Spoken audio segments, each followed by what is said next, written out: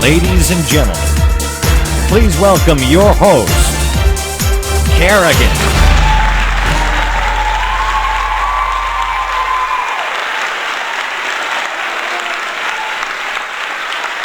Hello, everybody. Hello. Welcome to Witch Talk. Welcome to Witch Talk. This is Kerrigan, and today we will have a wonderful show. Unfortunately, Indigo Astray is not here with us. She's very well, thank you, but she has previously engagements with motherhood. So, and today it's Mother Day. So happy Mother's Day to all the mothers out there. And I'm sure your sons and daughters are absolutely delightful, and they're going to prepare a wonderful day for you that started this morning, and they're still going on pleasing you during this day, and hopefully during the rest of the year and many years to come. So happy Mother's Day, every single mother out there, and I'm sure that Indigo will have a wonderful time today because she is a mother also. I wanted to tell you about how you can contact us on Witch Talk. Today we have a wonderful guest on Witch Talk talking about Haitian Vodou. It's fantastic. So just stay there, and we'll be talking to him in a few. Here we go. So, you want to know how to keep in touch with everything Witch Talk? Go to www.witchtalkshow.com and follow all the latest news. Listen directly to the show and enjoy it.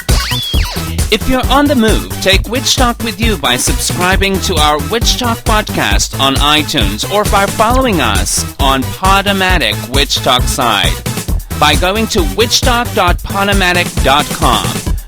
Don't forget to join us on Ustream Crowd. Go to www.ustream.tv/channel/witchtalk-show. Miss the show? Don't worry. Every show will be recorded and available for you to watch or listen both in Ustream and Podomatic. Witch Talk will air every Sunday at 4 p.m. Eastern Standard Time or approximately 9 p.m. in most Europe. Now, live in video, watch us on Ustream. Follow us on Twitter at Kerrigan, Kharagan, with an H after the K, or send us an email at witchtalkshow@gmail.com. Now, back to the show.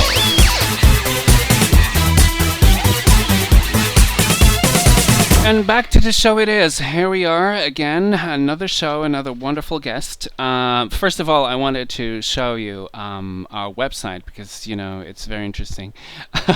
And here we are, Witch Talk website, and it's witchtalkshow.com. You can come here and you have a lot of things. You can just go to the Ustream channel if you want directly from our website.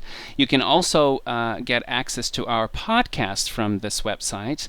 Because we do have a podcast that it's immediately recorded after the show, after each show. So if you don't have the opportunity to actually see the show live or afterwards, and if you only rely on your iPod, don't despair, because we do have a podcast that you can download on iTunes, directly from iTunes. Talking about iTunes, here we are. So this is the link for iTunes. Also, Witch Reads, and you know that what this means. This is Indigo Astraya's reviews of the books and other things on Witch Talk every single week. Today, as I told you, she's not here. She has Mother's Day. And she writes them and she posts them in here on this particular link. So Witch Reads with Indigo Astraya. You can read it because she will not only do it live on Witch Talk, but she will also write it for the people that didn't really listen to it, or if they wanted to see a little bit more or know a little bit more about the book. Now, Witch Talk Conjure, you know what it is. It's a show that we do once a month me and Indigo Astray about opinions and also events and things that are going on in the occult community in a general sense, and also some interesting reflections upon some interesting subjects that we like to talk about. So don't miss that one also. Podcast Alley is that thing that we can be one of the top 10 podcast of the whole world, and that really depend on you and your vote. Every single month you have a vote, so you just have to go to Podcast Alley, and after you be there on Podcast Alley, you just have to click on vote and just vote for us. Maybe we'll be on the top 10. If you want to be our Facebook fan, you can be with us here on Facebook. It's a wonderful way to actually keep track of everything, because we would post things in here, very wonderful episodes, news, and things that are going on Witch Talk. And also, I'm very excited about this. This is a movie that they're making in England called Spirit of Albion, and maybe we will have the producer and the director in here in Witch Talk doing a wonderful interview with us about this wonderful story and this wonderful movie, and know everything about this movie. So I'm very excited about that also. So don't forget the apparel. We have a lot of apparel right now, and you can see that there are t-shirts, travel mugs, anything to help us actually do the show. We're not, asking for donations, but we do appreciate if you would buy some of these things. And very soon we will have also a very special thing, that it's iPhone and iPad protections with Witch Talk kind of designs on it. So it's very, very interesting and cool. So that's basically it for now. And I wanted to talk about also our sponsor Logios, because sometimes people really don't understand that this is actually a show that it's made out of someone that actually is very generous to actually sponsor this. And it's Logios, and they have this fantastic CD. It's called A Witch is Born, and for those who don't really know what A Witch is Born is, it was actually a recording made in the 70s that Alex Sanders and Maxine Sanders, the founders of the Alexandrian Wicca tradition, made in the 70s with their coven. And it's basically a recording of a witchcraft ritual, and it's very, very good, very interesting. And this is a new publication. This is a remastering of the original, and it's very good from Logios. So if you want to really do and really have a piece of history, this is it. Logios, www.logios.biz, and you can get this fantastic CD to listen to. It's a very, very interesting CD, and as I said to you, a piece of history. So it's very interesting. Also, I want to mention my website, the Portuguese website, about thoughts and opinions about traditional Wicca, which is very interesting. It's called Covenira, but it's in Portuguese. You have to understand that. It's all in Portuguese. For you that have Portuguese as your language, you can actually read this, and it's very interesting. Also, I want to talk about our Facebook page. Don't forget to actually like us on Facebook. It would be very nice. So that's basically it about all of the publicity and sponsorship, and also about our projects on Witch Talk. Now, I'm going to go right into our guest today, because it's very, very interesting. It's a wonderful, wonderful guest, and the theme for today is Haitian Vodou, and it's so amazing. So many questions that we have about that particular tradition of, and it's very, very obscure, and sometimes people really connect this with things that are not really what it is. So we're going to know everything about it through our guest today. Let me just introduce him to you. Here we go. Hello. Kenaz Filan, Houngan Conquille de Mer, was initiated in Société la Belle Venus in March 2003 after 10 years of solitary service to the Loa. Filan is the author of the Haitian Vodou Handbook, Voodoo Love Magic, and Voodoo Money Magic, The Power of the Pumpy, and co-author of Drawing Down the Spirits. A frequent contributor to Pangaea, Planet Magazine, and Wendershins, Filan is the former managing editor of New Witch Magazine. Ladies and gentlemen, please welcome my guest today on Witch Talk, Kenaz Filan.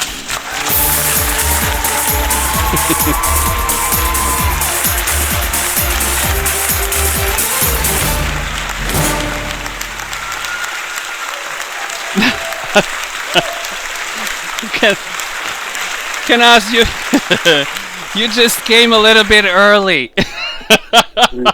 Well, Hi. hi. How are you? That happens to be at the most inconvenient times. I do apologize. No, it's okay. It's wonderful. It's wonderful because it's really kind of like we know that you're there. So it's wonderful. How are you? I'm doing well.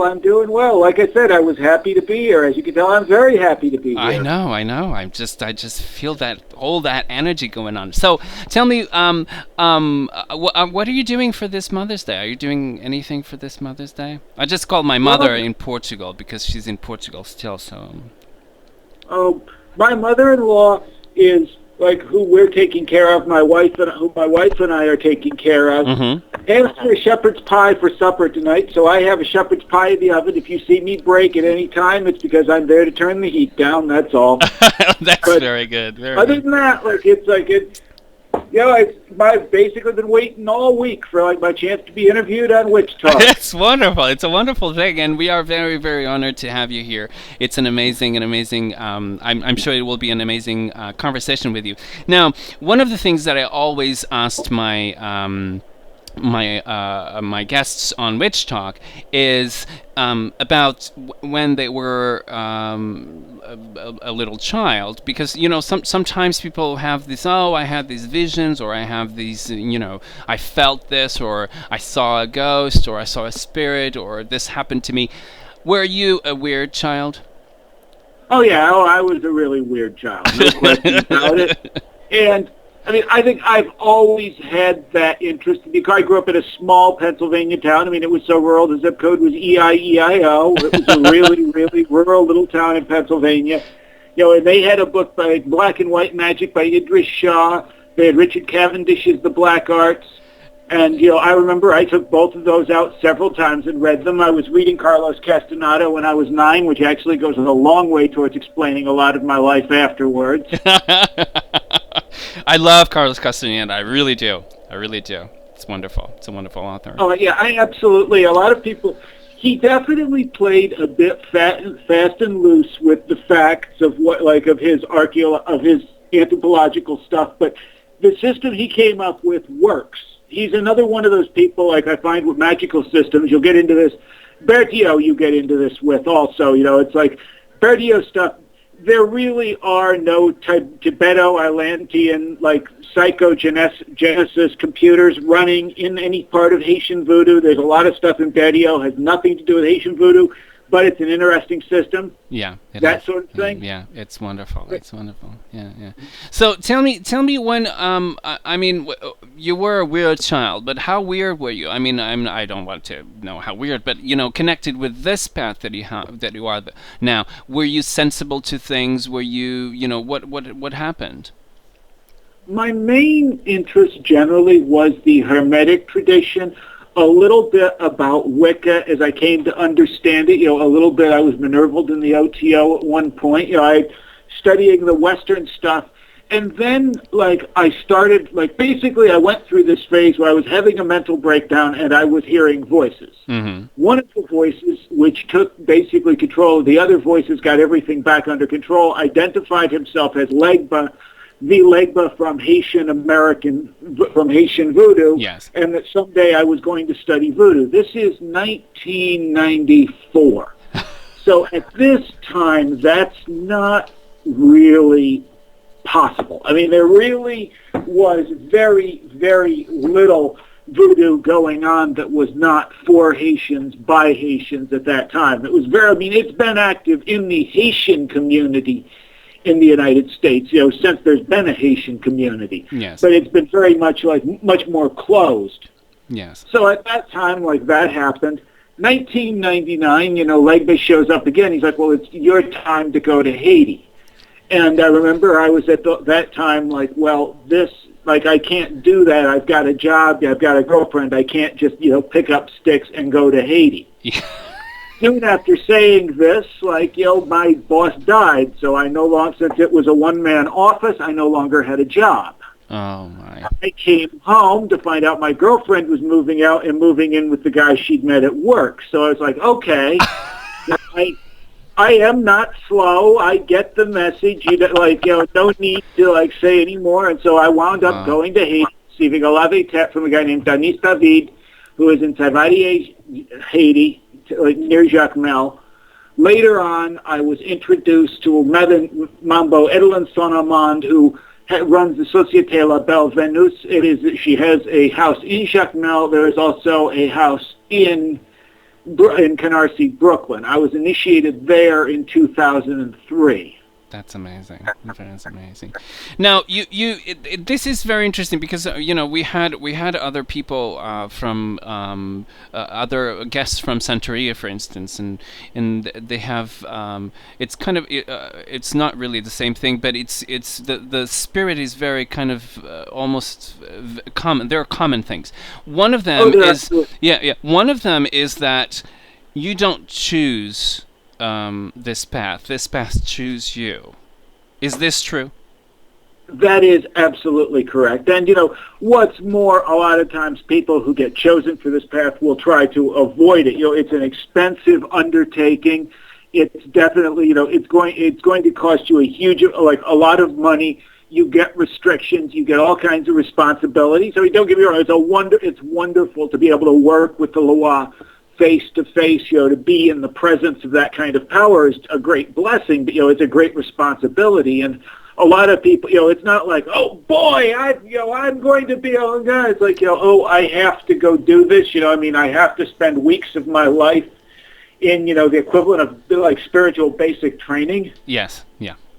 Nobody really, it's like, and I think that element, and you don't get to choose who rules your head or the Loa who walk with you. You can be introduced to them, but there's very much a thing of you have certain spirits and you don't have. If you don't have those spirits, you can't really do much with them. And it's until you're introduced to them by somebody. That's one of the reasons you might join a house, for example, or you might go to a fete or party. You see, but. Yeah, it's very much in Santeria, it's the one who owns your head is chosen for you. It's the same thing in Voodoo. So that's something a lot of people in the peg, well, what if I don't want my patron? It's you get to pick your patron. Vic, why do you think that this is? This is very Western, isn't it? What if I don't want, well, it doesn't work that way. It really doesn't work that way. And I think it's very much one of the things that people find really hard. It's there's no threefold law in Voodoo. It's no, why would there be? It's a completely different religion than a Western thing. Most Christians don't have a problem with eating pork. Yeah, exactly. It's kind of it's a whole different, these are different traditions. And yes. I think there's a tendency in the West. Crowley started it with 777, and misunderstood Joseph Campbell. I am not blaming Joseph Campbell for this. I'm blaming a lot of the people that misunderstood his message afterwards. Yes. Got this idea, all gods are one God, and all goddesses are one goddess, and all spirits are just one big spirit, and so we can create these kind of multicultural mushes that don't really look like anything that's been practiced by anybody else, and that's the universal spirituality.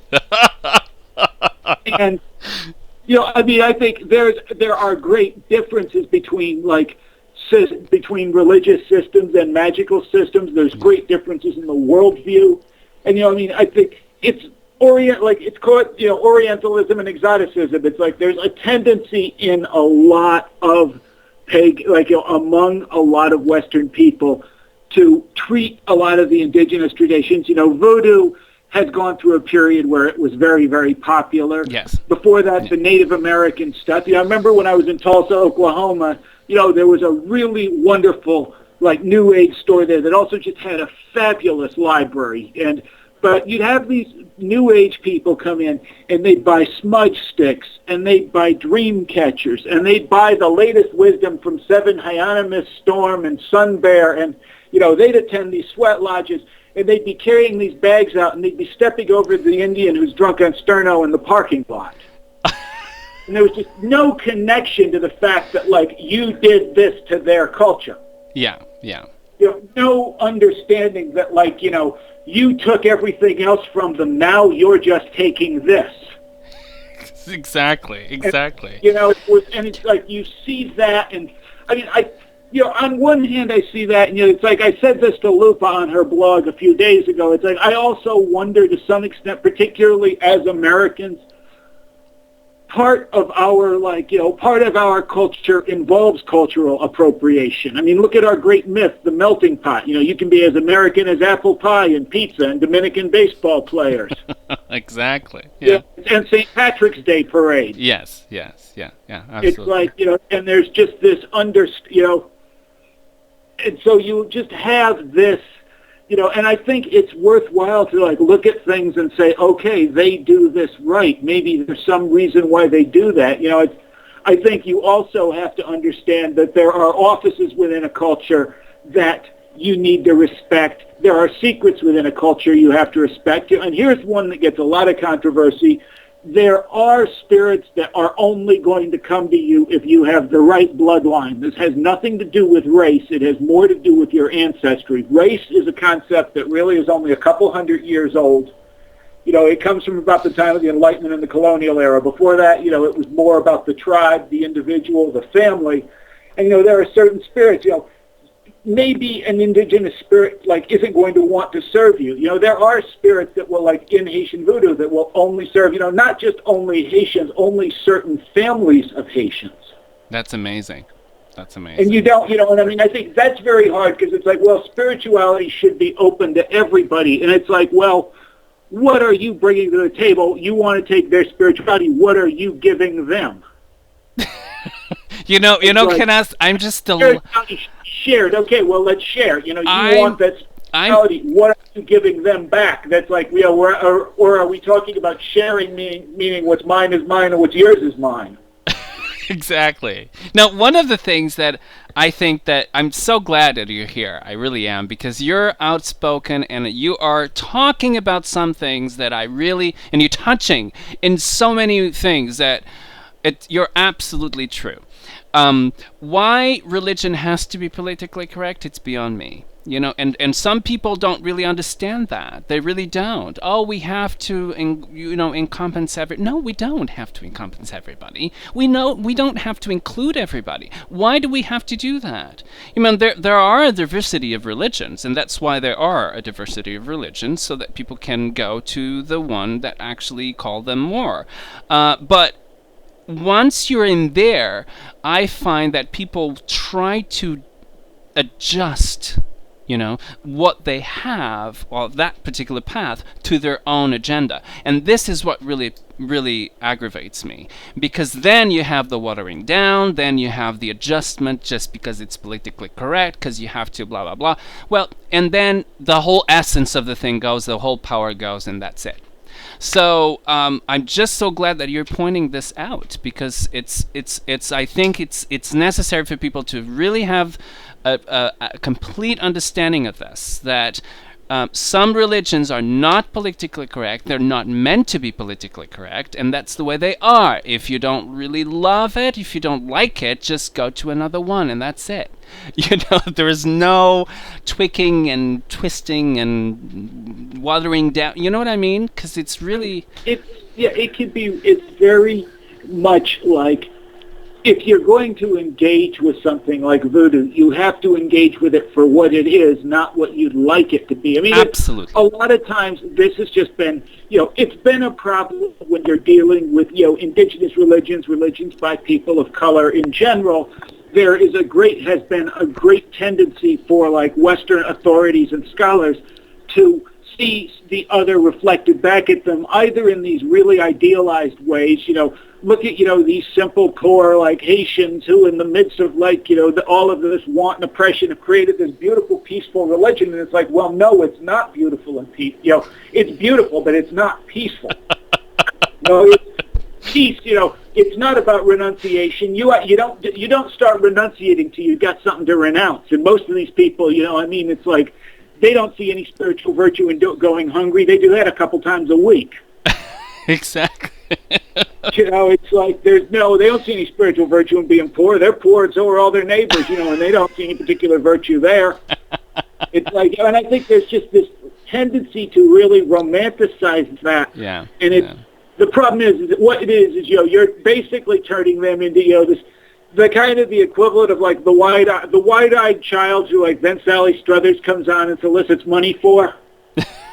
Rather than like humanizing them, you're treating them as your own particular. A lot of times this becomes a tool where people try to assuage white liberal guilt. It's like well, rather than admitting that I have privilege, of course I'm not privileged. I'm a member of this minority of religion. Pagans are really, really good for doing this, by the way. Yeah, I'm sure you've probably heard this. Oh, yeah. Yeah, but it's like, and it's just this, instead of understanding, like, okay, this is what things are like there. It's like I've tried to talk about that in my books. Understand this is what life is like for your average Haitian. Then you can understand a little bit more about where Haitian Vodou comes from, especially because so many of the law you can find will relate back to historical moments in Haitian history.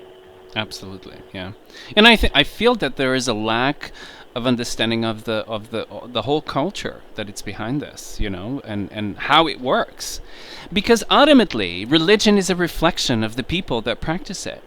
And if people don't really understand the people or the history or go there and see it, they don't really they can't really understand the essence of it, can they? No, I think that you have, it becomes again the thing where your religion becomes a reflection of your interior life, say maybe than your like the exterior reality, or more precisely, it's like this is one problem. Like I remember somebody telling me about like a mambo who I really respect saying in Voodoo, you get the people who come in and it's like, well, like I'm big and I'm bad and I like to get in fights and I like to drink, and so of course I've got Ogu on my head and I'm going to serve Ogu. And it's like, maybe you don't have Ogu on your head. Maybe you need Dambala to be put on your head to cool you down so you're not always drinking and getting in fights. Exactly. It's like, it's kind of a lot of times what you tend to idealize as your God, like your God or the one who rules you or the ideal image, is oftentimes like, your worst qualities as much as your best.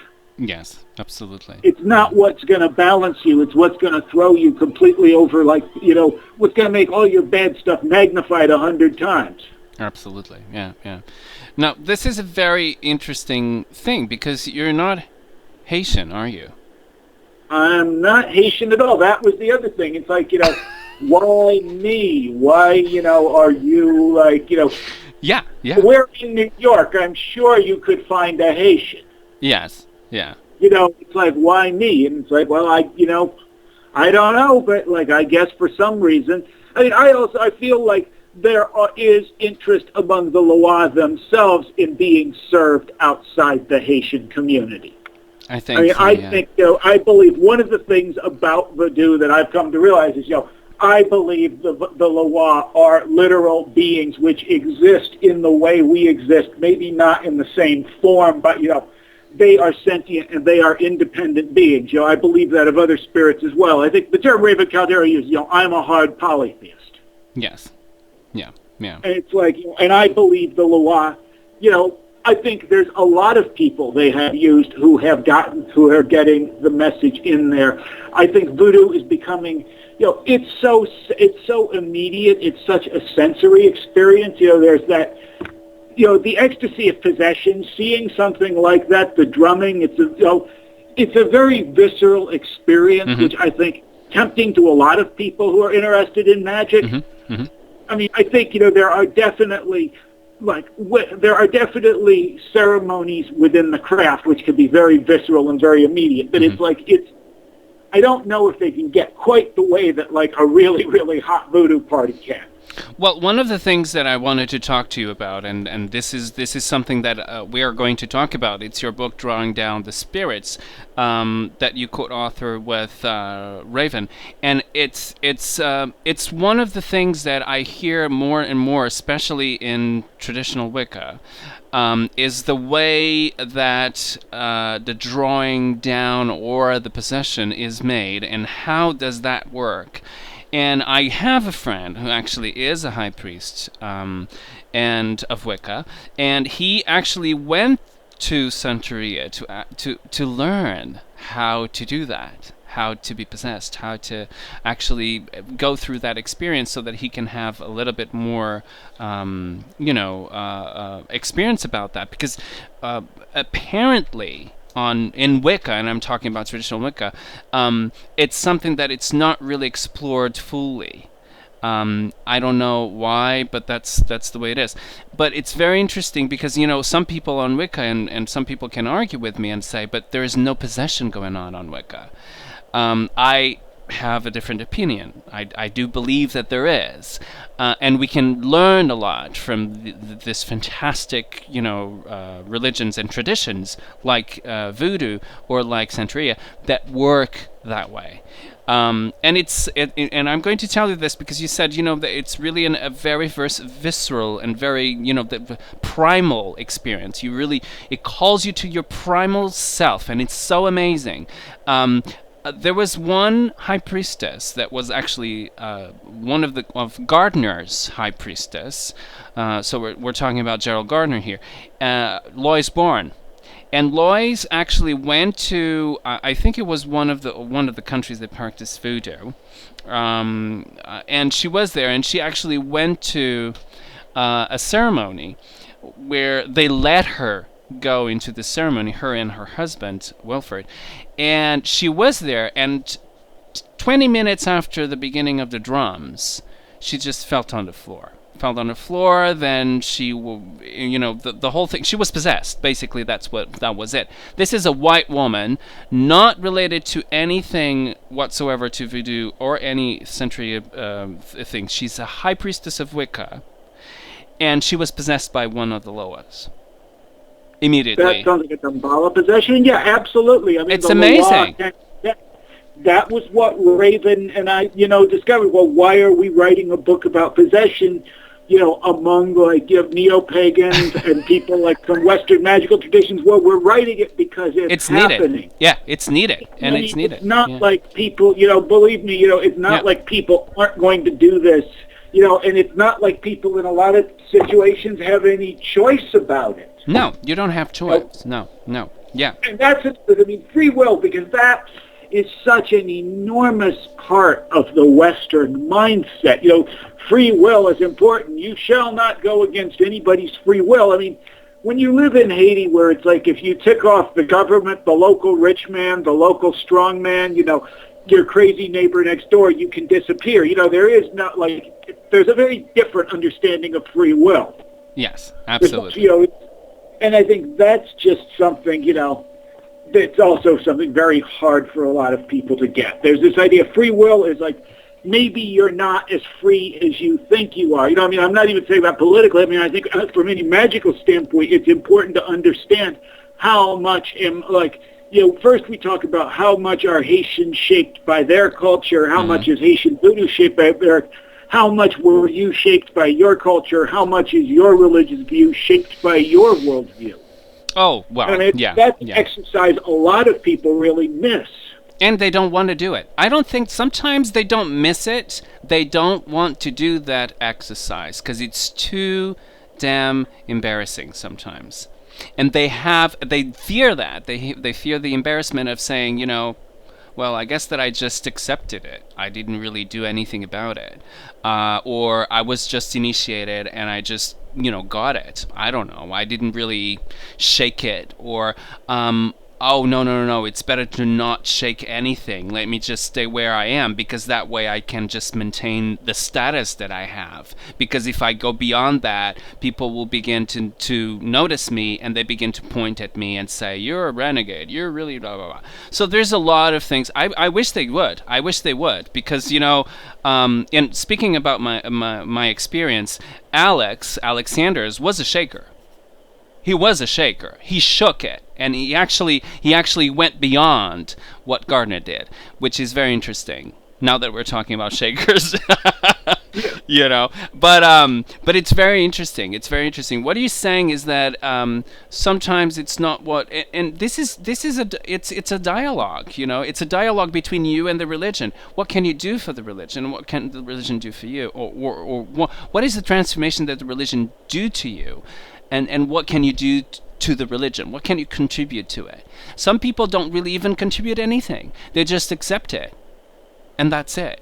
There's nothing going on, And I think that we should do something. We should be able to, after the transformation, after you're in there, you should contribute with something to this, to this religion. And it's just something that sometimes people are too lazy to do it, Kenaz. And it's a pity. It's a really terrifying exercise to understand. We're the self-made man. That's part of the great American myth. Everybody can rise above their beginnings. It doesn't matter. A poor child has just as much chance of being a rich president as a rich child. And it's we all know that's a lie, but it's still just drummed into us from an early age, and I think we internalize that. And it's admitting that some people have more privileges than others is nice, and it's even comforting. And understanding that you have more privileges than others can be a really, very, very difficult experience. Understanding how much you've been coasting on stuff you were given, understanding what would I do if all of that was taken away? And I think you have to have that level of knowledge to really be a priest or a priestess, to really act as a healer to people who are wounded. Absolutely. Which is a major role of clergy, which is, I see people online all the time. I'm high priest this, I'm high priestess that. Well, when did you become high priestess? Well, I've read 3 books. It's understand, there's well, I'm a mambo because the spirits declared I am. It's the spirits declared there's this way that you get this title, and it's the way they make everybody go through in Haiti. They make them sweat and save for years so they can afford an initiation and actually learn from somebody. But the spirits just came and gave you all this stuff and said, you don't really need to spend anything on it. You're just so special. You're entitled to this. Yeah. There's a lot. I think understanding that is what I've found. The spirits contact people. If there's a channel by which they already communicate, they generally don't reinvent the wheel. It's easier to put somebody in touch with a good, if you're going to do a miracle, why not put somebody in touch with a local house of Santeria so they can learn how to talk to their Orisha, if the Orisha really wants to talk to them, instead of just skipping all those steps. And having teaching them. And that's that's a question a lot of people. I won't deny that there are spirits. Well, sometimes you can't tell a spirit what to do. You can make suggestions, and there's things you can but you can't, in the end, you can't tell a Loa what to do any more than you could tell an oncoming train what to do. You can just know what schedule it comes on so you're out of the way, or you're there to pick it up. Yeah, exactly. It's that's the best, it's you don't, these are forces that are bigger than us, they're stronger than us, and they're older than us. They don't answer a lot of times to our moral code. That doesn't mean they're immoral. They're generally profoundly moral. It's just about their, what's important to their morality might be different than what's important to ours. Absolutely. Yeah. So where did you find that this bad reputation comes from? And we're talking about voodoo. Because there's a lot of bad reputation. I think that it's from Hollywood anyway, but and all the things that people... There's a lot of things going on. You have to understand, when the Haitian Revolution happened, after the climax of the, after that, like after a lot of white people were killed there, a lot of planters, the plantations were set on fire, the savages took over. The Haitian revolutionaries were the Taliban of their day. Yeah. They were the terrorists, People, every slaveholder in the New World was like, oh God, what if they happen to export this revolution to Cuba? What if they export it to Brazil? What if they export it to bleeding Kansas or Georgia? What if they export it? There was like, people were terrified, and it was like, so you got all those images of black savagery, cannibalism, you had all of that, the superstitious darkies, you see what happens, you give them a government, and what do they revert to? They're a bunch of like idolaters. Yes. So you had that going on. You had the occupation from 1915 to 1934, which is where you had a lot of the yellow journalism in the Hollywood, as you said, Yes. Cannibal Cousins, I Walked with a Zombie, The White King of Ghanaïs, you had the evil witch doctors like with the voodoo dolls, and that was where you had a lot of that start from. But, I think there's also just the animal sacrifice scares a lot of people. I know, it does. It's very misunderstood. People will condemn, I don't think we should have animal sacrifice in this country because that's not religion, that's savagery, as they've got like a hamburger in their hand. And it's like, well, do you think that grew on the hamburger tree? It's like that. Do you understand that, like, these animals are being eaten? They're generally being killed, like, I would say for the most part, at least as humanely as they would be killed with factory farming. Exactly. So it's like, I don't particularly I get no great joy from seeing an animal sacrifice, but I understand, I'm a vegetarian, like, largely because, like, my meat started having a face after I saw a couple animal sacrifices. But it's like, it's something where I understand, there is something holy about dying, just like there is about living, and there's something as holy about, like, the carnivore as the herbivore. Yes, yeah. And there's something holy about dying, as there is about birthing, and it's that push, the push, either towards this world or the other one, and that's where the power comes from. And some people don't really understand this. I don't really know. I don't know. And this is this is the whole thing about Santeria, and this is where people accept everything. Even, there is, you can't really choose your head, you can't really blah, blah, blah. Okay, that's fine. But I can't pass beyond, people say this, I can't pass beyond the fact that you have to sacrifice animals. Well, I don't understand why, because they don't really understand the reason why this is done, and why people do it, and how did they do it. For them, as far as they know, you're killing an animal. And that's it. Point. And that's it. They don't understand how the animal is killed, why the animal is killed, and the whole explanation why, and that the animal is eaten afterwards. They don't really know this. They don't really know this. Which, that was the thing to me. The animal is eaten afterwards. Yeah. The killing is done, as I said, as humanely as would be done on a factory farm. Yeah. That's like, if not more humanely. So it's like, yeah, I can understand somebody who is a vegan, who is a vegetarian, for whom like animal rights is a very important part of their spirituality, their philosophy. I could understand that, and I could respect that, and I would be like, you're right, voodoo is not the path for you. Absolutely. Just forget about voodoo. Forget about. I don't like seeing it a lot, but I believe it's a holy necessity. But I can understand why that's very frightening to some people. No, I do understand too. And I think it's worth considering what they have to say. But at the same time, I don't think condemning it out of hand when you participate in a culture of like meat death that's larger than any, more animals are killed on a small factory farm in any day than are killed at every voodoo ceremony in a year.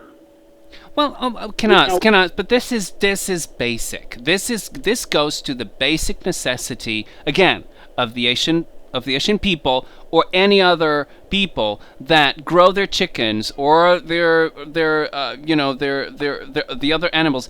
I remember when I was a little boy, my grandmother killed chickens for us, for supper and for dinner and for, that's what people in farms do. And that's why you have the chickens, to have them as a meal and also for eggs. So other people have, and today we have farms and we have, all the facilities that, the mass killing of animals, blah, blah. And I understand that. But this is something that it's present in the cultures, in the most ancient cultures of the whole world. Since ancient times, we had animals and we ate them. That's why this remains in some cultures and remains in the history of some religions, because that's why they understand, how they understand the power that it's in there. I'm not saying that, let's kill animals and let's go over. I love animals, I really do, but we must not be septic to the point that we have to dismiss or don't understand or absolutely disagree with this. Because if I am understanding why you don't really understand why animals are killed, you have to understand why also. And you might not agree with it, but you have to understand why. And some people don't really understand this. They really don't really get it. And it's historical. It's there. It's the basic necessity of humanity. Go back to the ancient Greeks. Go back to the Sumerians. Go back to anywhere you want. There was animal sacrifice involved, always. There's been animal sacrifice since there was animal husbandry. Absolutely. Before that, you had the sacred hunt. There's just like we are an omnivorous species. We're lucky, like some of us have the luxury to be able to live as vegetarian, thanks to access to a lot of produce, which we would not have had before then. We've always, animal products have been important to us, since the dawn of farming, before. Yeah, absolutely. And it's understanding, and that, I think in giving an animal to the Loa, you're recognizing that. You're understanding absolutely. that relationship between the animal kingdom and us is as, sacred and as holy and as awe-inspiring, and hopefully you won't treat it lightly. And, you will treat, you will understand, the animals that are dying for you, and you will, understand what a great sacrifice they made, and, that's as holy a sacrifice as the sacrifice made at the voodoo ceremony. Absolutely. Now, this is a question that I throw out there because I know that there is a lot of hypocrisy related to this issue. Do you really think about the animals that died when you eat an hamburger or a steak? Or anything that relates to meat? Really, do you really think about it? You don't. I don't believe that you do. Because if you would, and if you're so impressed, there are people who actually think about this, but we have to understand this in a very specific context, okay, of a religion, of a culture, and it's that's what it is. And it's done in a way, if you have, I don't have problems with that, but if I had any problem with that, I would go and I would want to know a little bit more. How is it done? Is it done, in the least suffering way for the animal as possible? Do you eat it? Is there a distribution of food afterwards? Blah blah. So I would want to know a little bit more, but that's it. Now, explain to me, in your perspective, as a practitioner, why Haitian Vodou use animal sacrifice? Now that we are talking about all of this, now in a religious perspective, why they do that? Why? Well, I think you can even look back to the Bible. There was an idea that the blood sacrifice was a particularly powerful and holy sacrifice. Yeah. It was a holy sacrifice in Greek culture. They didn't they brought vegetables to the altars, but they also brought animals. Mm-hmm. Absolutely. It's almost every culture you've had the sacrifice of animals. The idea, that their blood is holy, that their blood and their death can sustain the gods just like it sustains the human populace. Yes. Yeah. And I think that idea, there's that. It's also a lot of this is like, as they said in Fiddler on the Roof, tradition. It's like this is the way these ceremonies have been done since, the 19th century, since the slaves were first brought to Haiti. Absolutely. So it's like you don't alter stuff there lightly. Absolutely. Absolutely. Now, let's just change a little bit the conversation here and talk a little bit more about the Haitian Vodou. What is different about Haitian Vodou? Is it different from, I'm just asking this, from New Orleans Voodoo? Is it different from any other Voodoo? What is different about Haitian Vodou that it's just particular to Haitian Vodou, that it's not to other forms of Voodoo? Well, one of the things is Haitian Voodoo was formed in the fires of the Haitian Revolution. There's another thing is Haitian Voodoo shows a strong Congo or Central African influence, whereas the Las Reglas de Ocha, also known as Lukumi, Ifa, most of what you call Santeria, is almost straightforward Yoruba from Nigeria. Yes. That's one of the things, is the areas where a lot of the slaves come from. You have some slaves, a lot of the slaves that were brought to Jamaica, for example, were from the Ashanti tribe. You'll hear stories about Aunt Nancy the spider, who is obviously Anansi the spider, who's a huge figure in among the Ashanti people. So you see, it's the origins are different. The fact that it was a francophone colony, the fact that the slavery on Saint-Domingue was particularly brutal. They were basically shipping people in from Africa, working them to death. If they survived 5 years, you were doing well. If they were surviving 10 years, you made your investment back 5 or 6 times over. And it was cheaper to wear them out and get the next crop in than it was to actually take care of them. Mm-hmm. Mm-hmm. Mm-hmm. So you had a culture that was, I think, more of the African stuff was, a lot of the African stuff was preserved within the langage you had. On the other hand, there was a lot less literacy in Haiti than there was even in Cuba, than there was among a lot of the traditions. So it's it was much more oral. One of the things is, it's francophone for one thing. That's for another thing. There are a lot of distinctions. I think there's a tendency among a lot of Westerners out here, African traditional religions or African diaspora religions, and that label is useful insofar as it says, okay, these are various practices which happen at within a specific geographic area, just like it's all right to say the monotheistic faiths. Mm-hmm. But that doesn't, we shouldn't then run from there and say, well, what happens in a mosque on Friday is identical to what happens at a church on Sunday to what happens in a synagogue on Saturday, or even to saying, well, what happens at high mass at a Catholic church is like what happens at a snake handling service in Kentucky. And I think there's a lot of differences to understand. You need to look at the history of where this particular tradition came from. You'll find if you look at historical events tend to be reflected in religion. You need to find, what are the groups there. You'll find within Cuba, you find this a lot within Guyana, people will have Chinese spirits because there was a big operation of Chinese merchants. So the Chinese spirits will come and they'll give you, and they're supposed to be good for helping you with money.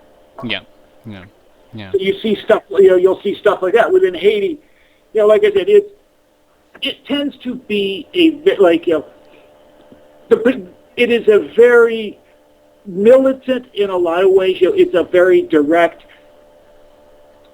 I hesitate to say that Santeria services are restrained. They're really not. They're these really enormous productions, and they're these great sensory experiences. That there's just something really big and primal about the voodoo ceremonies. One of the big differences, I remember Raven Caldera saying this, with a Lukumi ceremony, you'll generally have, we're having a fete for this, a party for this Orisha. This is for, Oshun. And if you're lucky, Oshun may show up there. You may have one or two, you may have a couple dozen Loa show up at a fete. Yes. You have these really intense, really short possessions that just like, you have the people getting knocked around, like thrown across the room kind of thing. Yeah, yeah. Now, for the people that don't know, fete is party. It's in the French for party. Yeah, and it's like it's the word. It's a word. Yeah, party yeah. All the will be invited, but it's the party will be for Ogu, and you'll have like the stuff will be in red. You'll have like his machete there. You expect when you call on Ogu, you're going to see like half a dozen of them coming down, and they're all going to be really loud and want rum. and tell me one thing: are these fetes attended by only practitioners, or can anybody attend them? Most fetes are public. I mean, you got to have somebody tell you about them, but like they are open to the public, including people who don't practice. Oh, okay. A fete. There are some ceremonies that are like, initiates only. You have services that are for the ceremonies for the Societé only. But those would be, again, those are more private things. Often those, in my experience, would be more for like, this is to help like a member with healing. Yes. Or this is like just little things, a lot of little things, I can't talk about, or like I'd have to kill everybody listening. Yeah. Which is another thing. It's like, that's another thing. It's a secret religion. There's stuff you're not supposed to talk about. And that really, because information wants to be free, man. Yes, yeah. I'm betting you're a third-degree Alexandrian priest. I mean, you come to the same time. There's outbound stuff. There's stuff you can't talk to about me until I'm also a third-degree Alexandrian priest. Absolutely, yes, yeah. It's the same thing. It's the same thing, yeah. And it bothers because, how come you're keeping this secret? I mean, I don't like secrets. It's like, again, it's like you want us, first of all, you want us to give you our secrets. What are you giving us? Yeah. And it usually is like, what you're really wanting is for us to share our secrets with you and share our ideas and share our techniques, and we get bupkis from you. Absolutely, yeah. It's like a lot of times, it comes to that. And, the other thing, you can't really share the experience of an initiation. I could, most Haitians know at least a fair bit of what's going on in the, in the initiatory ceremony. You can read Milo Rigaud. He doesn't tell you all of it, but, most of what he tells you is, actually, so far as I can tell, he didn't tell anything that was untrue. Yeah. The problem is you could read about it. You could even know exactly what was happening. That's not a substitute for going through it. You can release the secrets. The secrets protect themselves. That's there's something to an initiatory experience. Like the secret is what happens to you, and that happens to you. It's an internal thing, and you can't really share it with other people. That's exactly what happens in Wicca. Exactly. You just said, I was listening to you and about, what you're saying, and I was thinking, this is exactly what happens in Wicca. In Wicca, and let me just clarify that, because nowadays everything is Wicca.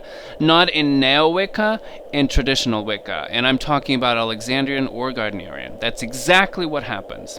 How amazing is this that in Wicca it happens to happen the same thing that in Voodoo. I mean the parameters are the same. It's amazing.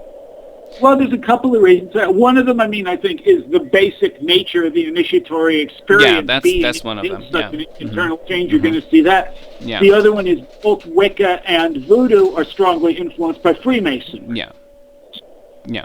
So, there is, you need to share these secrets. It's like, no, you need to experience these secrets. Absolutely. And until you experience those secrets, I can't share them with you any more than, it would just be a waste of your time and mine. Absolutely. Yeah. It's not because they're secrets. It's because it is an experiment, an experience. So if it is an experience, you have to experience in them in order to understand them, because otherwise you wouldn't. So if I tell you, you wouldn't understand it anyway. So it's kind of like, really. It's an internal change. It's like, yes. That's just everything from the Eleusinian mysteries on up. There's that, Absolutely. You've had them. Yes. So it's, I think that's just something. Voodoo being initiatory, it's like, no, not everybody has a right to be a houngan. And something that, like, I say, like, well, I've heard a lot of practitioners say it, why do you want to be initiated? Voodoo is much less, Alexandrian and Gardnerian Wicca is a religion, a clergy. Everybody gets initiated, at least to the first degree, and generally if you're there for a while, you're going to go on to the highest degree. Yes. Voodoo, it's perfectly all right to say, well, I lit a candle for a Loa because I was having a problem, and the Loa came, St. Philomena came through for me. St. Cecilia helped me with my music career. It's like, Dambala helped me curb my spending habits, and, now I give him, I got a nice white statue for him, and I give him an egg, and on St. Patrick's Day, I give him some syrup and some milk. If that's all you need to do with the Loa, that's wonderful. You get the blessings, you're paid, you're serving the Loa, you're giving the Loa attention and offerings, and that Loa is looking after you. Why do you want to get into a relationship where there's more commitment? I hear of people like, well, I paid thousands of dollars and I went to Haiti and I became like, a houngan Asagwe. It's like, okay, an Asagwe is supposed to be able to lead their own voodoo house and to lead a voodoo ceremony. Your Asagwe ceremony was the first voodoo ceremony you ever attended. It's like you aren't ready to lead a house. Yeah. People getting this degree usually are familiar with what's involved in being like a member of this religion. You don't know anything about it, and like you're suddenly taking on the mantle and the responsibilities of a high priest or a high priestess. Yes. Yeah. In a living religion, a living tradition where, there are like things you're expected to do, like what are you going to do when somebody comes to you for healing? Absolutely. What are you going to do, when people ask you questions about their religion? Yes. Yeah. And that's, it's people, I think a lot of it is people are coming into the tradition as outsiders. So, that'll mark me as a real practitioner if I spend thousands of dollars and I go get this ceremony done. And it's like, well, that'll mark you dedicated, it's like, or it'll mark that you're a spiritual tourist, that like, last year you went to India and you swam in the Ganges. This year you're going to get a voodoo ceremony. Next year you're going to go to Peru and chew coca leaves. It's like, that doesn't necessarily, that means like maybe that you like to have spiritual vacations. It may not really mean that you've been getting a lot of spiritual stuff out of them. Exactly. I know a lot of people like that.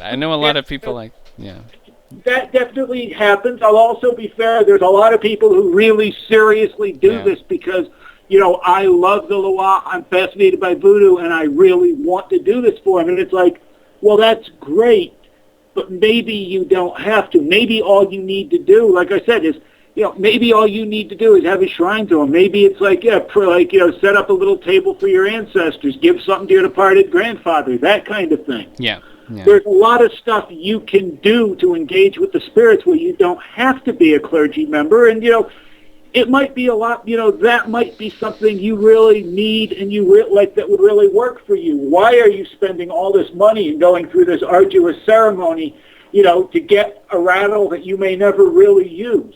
Where is what do you think that would be a good reason to be initiated? You know what I mean? Because you're talking about... have very, very specifically told you need to be initiated.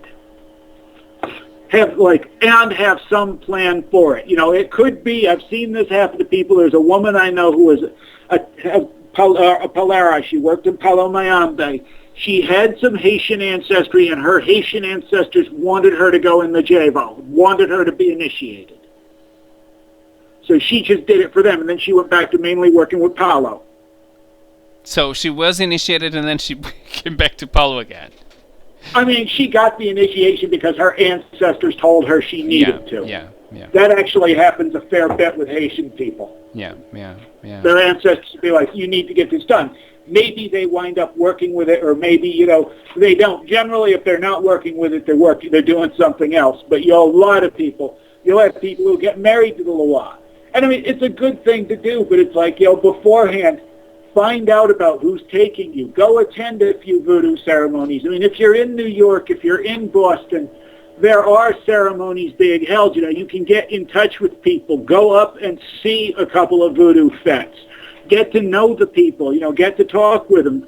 You decide you like them. Hey, that's fantastic. You found out, this is a family relationship. Yeah. Give it as much care as you'd give a marriage. Yeah, exactly. Well, some people have a lot of trouble with that, Kenaz. I mean, hey, look, some people like Britney Spears might get married over a weekend after a little bit of eating a couple of drinks in Las Vegas. Don't be Britney Spears, especially not if it involves traveling to, foreign countries. Exactly. Now, do you want to check what you want to check? Because I can just do a little break now. If you do not mind, I would. Oh, that's fine. Okay, here we go. So let me just tell you how to contact Witch Talk again so that we know exactly where to go. Here we go. So you want to know how to keep in touch with everything Witch Talk? Go to www.witchtalkshow.com and follow all the latest news. Listen directly to the show and enjoy it. If you're on the move, take Witch Talk with you by subscribing to our Witch Talk podcast on iTunes or by following us on Podomatic Witch Talk site by going to witchtalk.podomatic.com. Don't forget to join us on Ustream Crowd. Go to www.ustream.tv/channel/witchtalk-show. Miss the show? Don't worry. Every show will be recorded and available for you to watch or listen both in Ustream and Podomatic. Witch Talk will air every Sunday at 4 p.m. Eastern Standard Time or approximately 9 p.m. in most Europe. Now live in video, watch us on Ustream. Follow us on Twitter at Carrigan, Kharagan, with an H after the K, or send us an email at witchtalkshow@gmail.com. Now back to the show.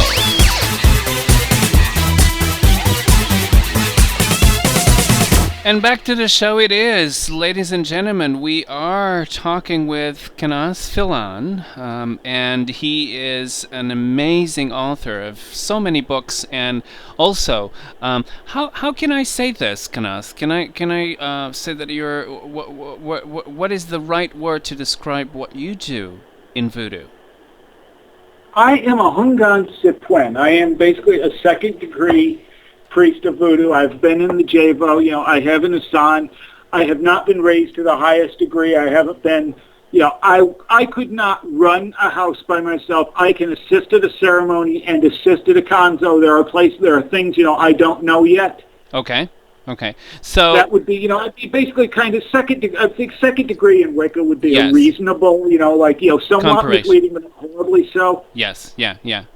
So this is an amazing conversation with Kenaz Filan. I mean, you do workshops. I know that you do workshops, and we can actually, let me just show people here. This is your website, and it will be www.kenazfilan.com, and that's KenazFilan.com. Again, KenazFilan.com.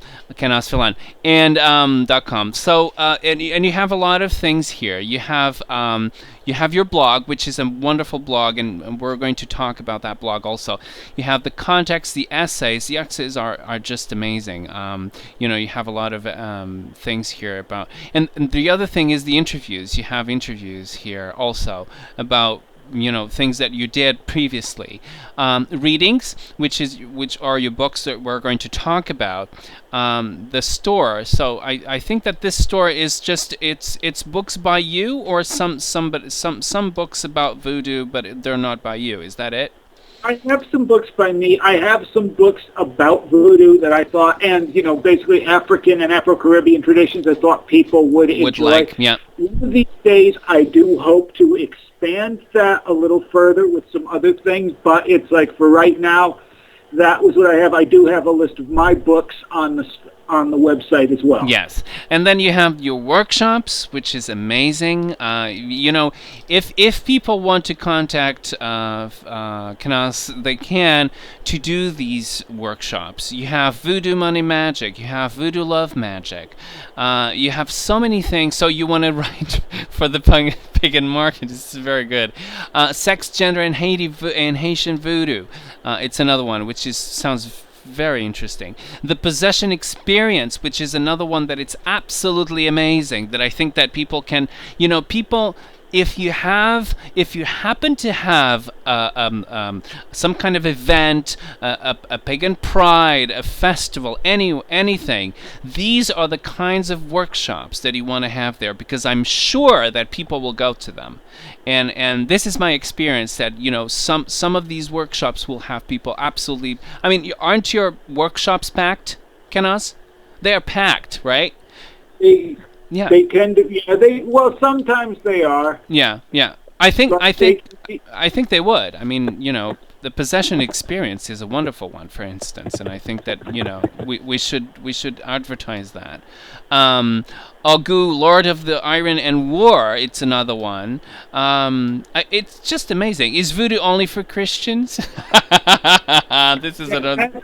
Yeah, there's another one that people get really bent out of shape about, is like, well, why is there all this Christian imagery in voodoo? Absolutely. They were just masks, the Haitians only, the slaves only used those masks so the masters wouldn't know what they were doing. And it's like, well, first of all, if the masters saw a witch bottle with a saint's picture on it, masters knew exactly what their slaves were doing. Yes. Yeah. And secondly, there have been no masters there for 207 years.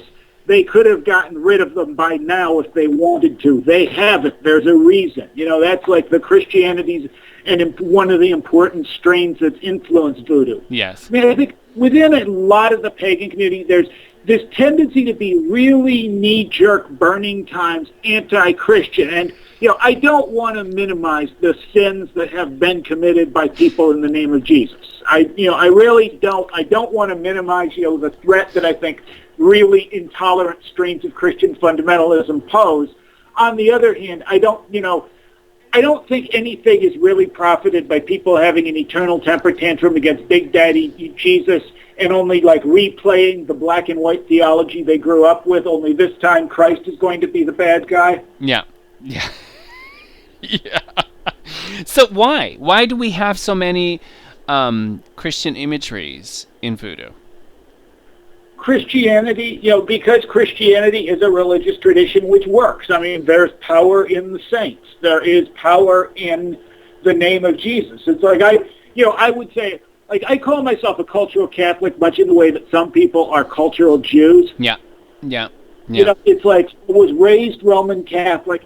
I have a lot of ideas. I can tell, for one thing, I don't have a problem with the idea of there being a clergy which can do certain things which laity can't.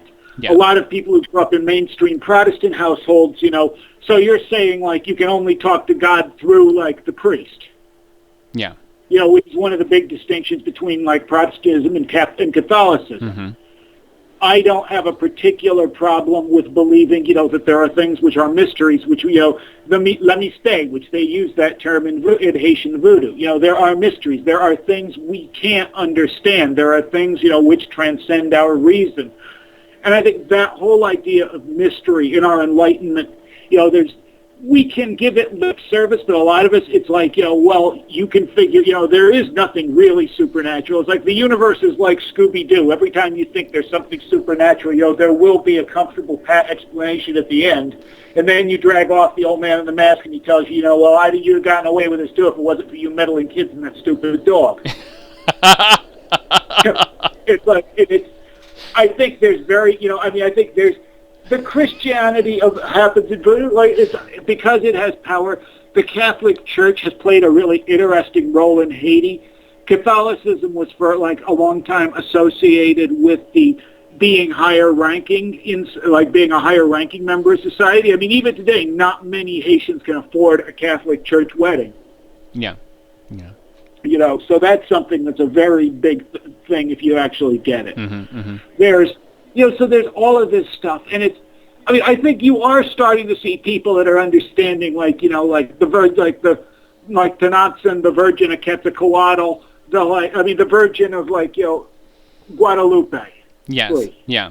Yeah. Or that those, like, there are the Black Madonna, that there are, like, the cult of the Virgin Mary, I think, people are starting to understand, you know, well, there's a great deal of the divine feminine, like, involved there. And it's, well, yeah, there is. There's also a lot of survival in, you know, many Catholic officials once upon a time would have been apoplectic about me saying this. I think there's a growing admission of this within the church.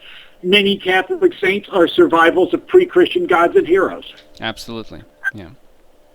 Yeah. You know, and it's like, I think there's not as big if you even look at folk tradition, Appalachian folk witchcraft, you know, stuff that goes on in the Ozarks, like the Gulf Coast stuff, there's always been, like, psalm magic, and there's always been a recognition among practicing folk witches in this region that there's power in Christianity. I mean, and I think that's something that a lot of people get too caught up on the burning times, and we must have something that predates Christianity, and it's, you know, missed, is there's power in this tradition. And, yeah, you know, there were horrible things done in its name, you know. The Romans did pretty horrible things in the name of the Roman gods. You know, just ask the Carthaginians. Absolutely, yes. You know, it's basically, they're really, you know, people have done horrible things in the name of Christ. People did horrible things in the name of Karl Marx. People will do, you know, people will find excuses to do horrible things, and that's pretty much been a tradition for as long as we can tell with people, like, you know, that predates history. Yes, absolutely, absolutely. So that's really not. Let me make myself the devil's advocate here, okay? And I'm going to ask you a question, and it's a difficult. It's not really a difficult one, but it's kind of like a devil advocate's kind of like question. Can people practice traditional Haitian voodoo without the saints? Yes, there are houses in Haiti that don't use the saints. Max Beauvoir's house does not really use a lot of saint imagery. There are houses in the north where they'll use colored scarves, or you don't really see the saints used as much. There are, you know, Haitians who will draw a distinction, like, who don't really rely as much on the Catholic and the Christian stuff. Oh, okay. Okay. It depends on the house, you know.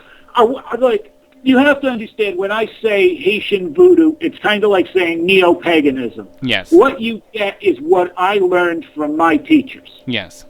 Some people will learn different things from their teachers. This is an oral tradition. It takes place on a very mountainous island where there's a lot of very inaccessible places, and it can take you a long time. You know, I mean, it's not, you know, so you have a lot of regional and individual variation. Absolutely, yes. Yeah. It would be expected from an indigenous, you know, religion to have that kind of variation. And it's characteristic to any indigenous religion. Yeah. Yeah. Yeah. So that's possible.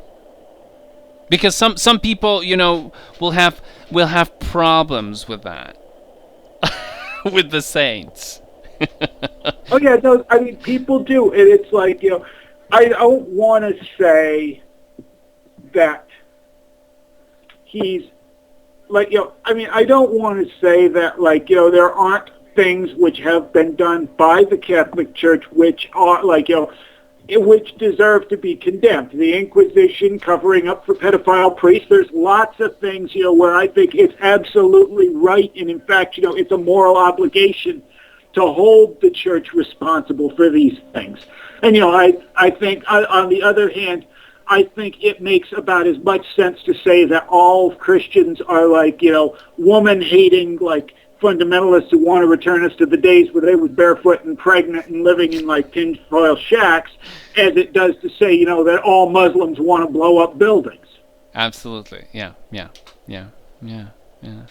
Well, let's talk about your books, because they're fantastic, and I don't really want it to go through the whole show, because we can see how we can be here for hours, you and me, talking about this. It's amazing. Now, let's talk about the first one that I want to talk about. It's the Haitian Voodoo Handbook, and it's called, it has a subtitle, It's called Protocols for Writing with the Loa.